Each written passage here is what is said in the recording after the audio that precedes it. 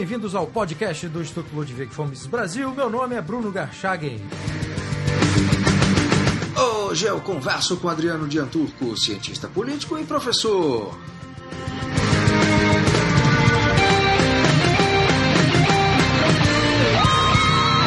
Adriano Dianturco, seja bem-vindo ao podcast do Instituto Miss Brasil, dessa vez gravado pessoalmente aqui do Fórum da Liberdade, 29º Fórum da Liberdade, e logo a seguir a sua brilhante palestra, foi aplaudido de pé, causou um alvoroço numa plateia de 2.000 pessoas, e você participou de um painel cujo título era a Anatomia do Estado.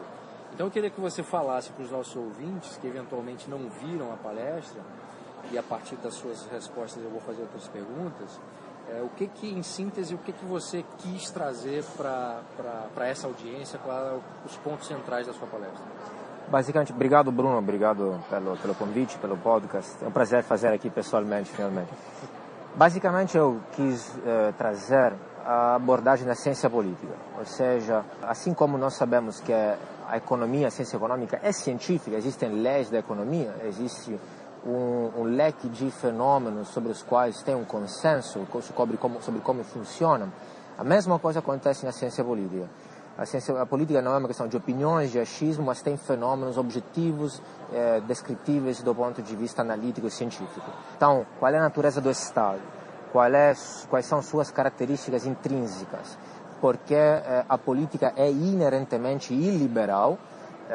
Qual é seu funcionamento? Qual é seu normal funcionamento? Que essas coisas que nós estamos assistindo neste período, crise política, corrupção, uso privado de cargos políticos, não são exceções e patologias, são a normalidade e a fisiologia do funcionamento político. Tem um livro que eu gosto muito do Bertrand Juvenel, que é O Poder, né?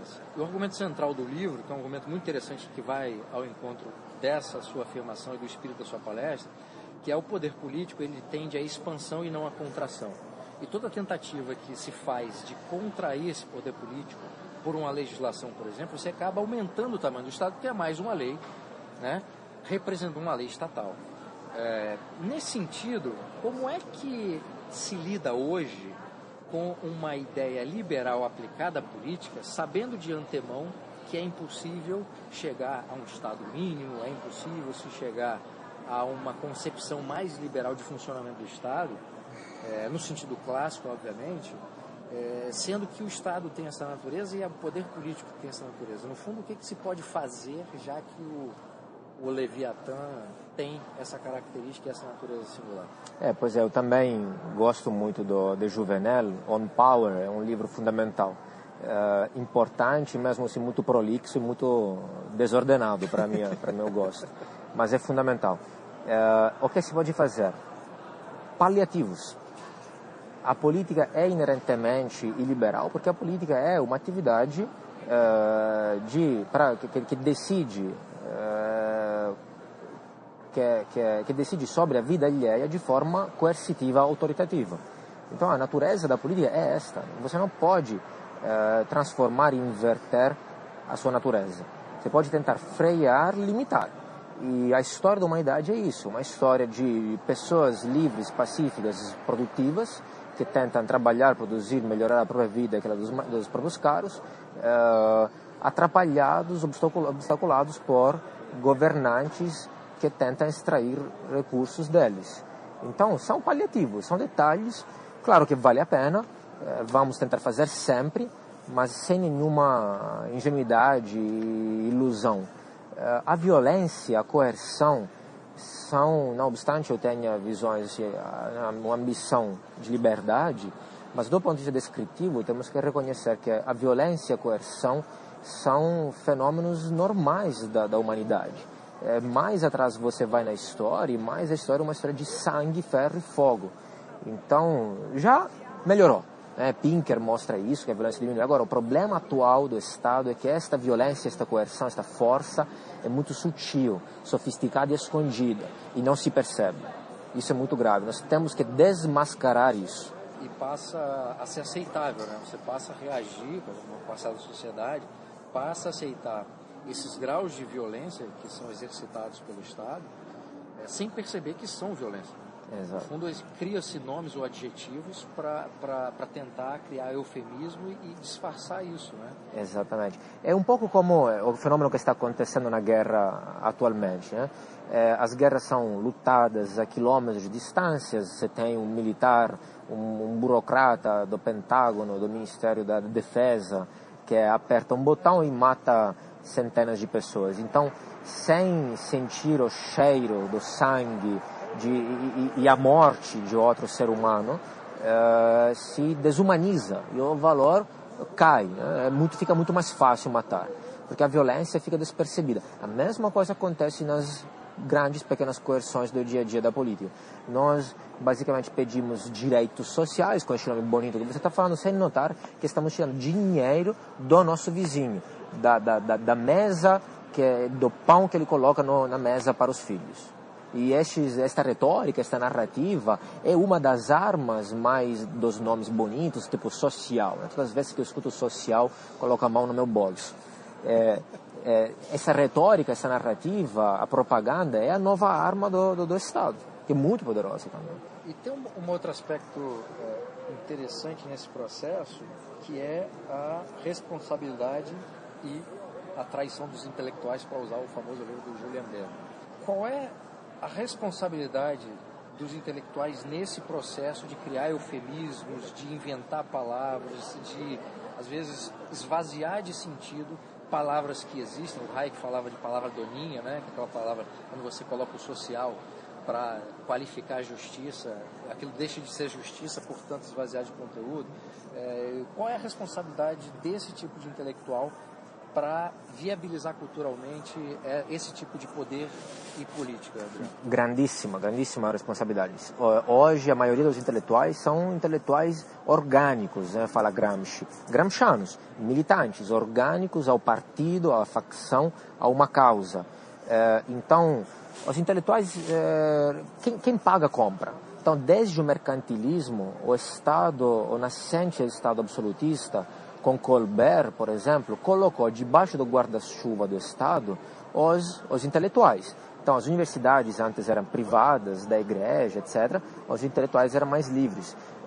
Gradualmente, Colbert fez a Academia das Belas Artes. O primeiro sistema de aposentadoria estatal foi feito não por Bismarck no 1800, mas no 1600 por Colbert, só para os professores.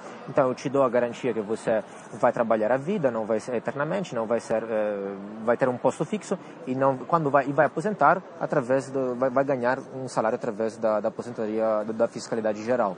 Então se comprou os intelectuais. Então hoje os intelectuais são isso, são intelectuais orgânicos, militantes na visão gramsciana, são o bobo da corte. Então funcionam como máquina propagadora de ideias de legitimação do Estado para criar obediência, né? Porque o uso da força bruta é caro, é custoso. Se os intelectuais convencem o povo e geram consenso, fica mais barato. No caso do Brasil tem um aspecto interessante, porque até recentemente, em termos históricos, você quase não tinha universidades privadas. As universidades eram públicas. E havia uma massa de intelectuais com participação no debate público que era professor dessas universidades estatais. Quer dizer, eles eram ao mesmo tempo representantes do Estado que estavam defendendo uma ideia que legitimava esse tipo de coisa, né? Complementarmente, você tem um fenômeno interessante, é que essa geração de professores, que também eram esses intelectuais orgânicos, continuam sendo, eles formaram as gerações seguintes de professores que foram trabalhando em escolas privadas. Então, em termos de discursos, você tem um discurso que é quase único, é um monismo ideológico, professores privados e professores públicos, e a gente pode falar disso também da escola, ensino fundamental e médio, né? Mas isso parece que está sendo quebrado agora. Você consegue enxergar algumas frestas nesse muro de Berlim que nós temos há muito tempo intelectual, da universidade? Não, com certeza. Está melhorando. São anos que eu falo que está melhorando e alguns amigos até riam de mim alguns anos atrás. Como assim está melhorando? A situação está péssima. Respondi, olha, pior que está não pode. Vamos começar por aí. É um mar, um oceano de marxismo. Não tem alternativas. Tem só 50 tonalidades de marxismo. Marxismo, neomarxismo, feminismo, marxismo, etc. Então, já está melhorando. Eu acho que de forma subjacente tem um movimento grande, do qual que nós sabemos, até porque a internet, obviamente, possibilita tudo isso, dá muito mais acesso, e as pessoas finalmente têm informações sobre autores que já refutaram Marx faz séculos, destruíram, então está melhorando. O que você falou, acho que é fundamental, porque a história das universidades na América Latina, não só no Brasil, é uma história criada pelo Estado. De forma geral, a sociedade da América Latina, a história é esta, né? É uma sociedade onde não tem basicamente sociedade civil, antes nasce o Estado de forma de cima para baixo, foi construído, foi importado, etc., e constrói de cima para baixo todas as instituições, entre as quais as universidades, ao contrário da Europa, onde nasceram privadamente e depois foram tomadas, mas ainda se tem alguns resquícios de liberdade. Então, quando você vê, por exemplo, atualmente, com essa crise política, associações, comunidades de professores de sociologia, economia, cientistas políticos, etc., que defendem o atual status quo, entre linhas, de onde vem isso? Exatamente desse sistema. É interessante, voltando também, continuando a falar de Brasil, que o ensino em Portugal até o século XVIII era da igreja, eram os jesuítas portugueses que controlavam o ensino, né? E Pombal começa a perseguição aos jesuítas, e uma das primeiras coisas que ele faz é estatizar o ensino. O ensino até o governo de Pombal era privado religioso, né? A partir de Pombal ele estatiza, e essa estatização já veio quando as primeiras universidades foram criadas no Brasil.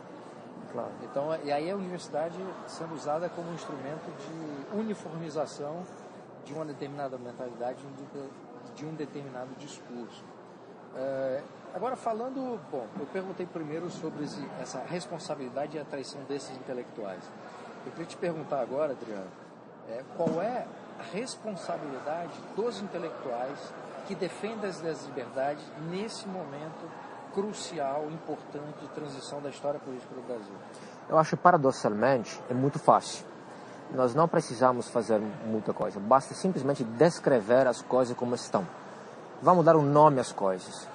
Vamos parar de fazer coisas sofisticadas, falsamente, e não nos posicionar.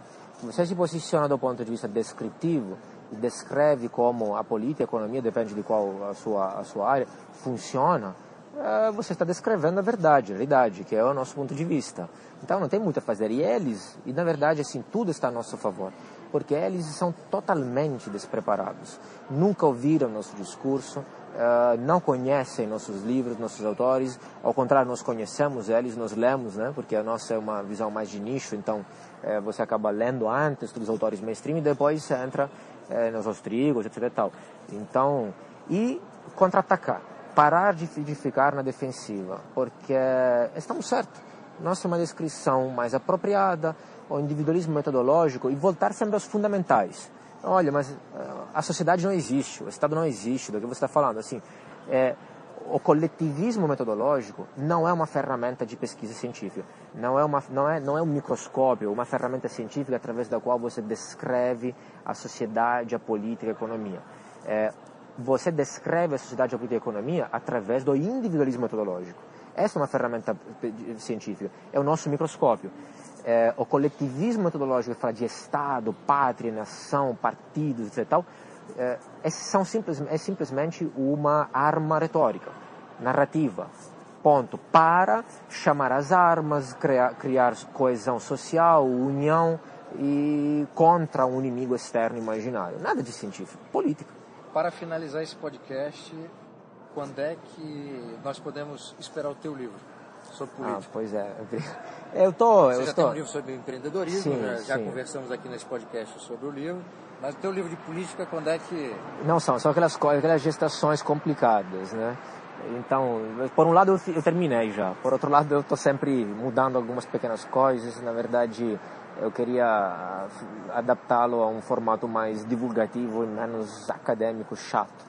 Então, terminado isso, vou propor para algumas editoras e vamos ver. Obrigado pelo interesse. Adriano Gianturco, muitíssimo obrigado pela entrevista. Obrigado a vocês. Obrigado a você, Bruno. Obrigado.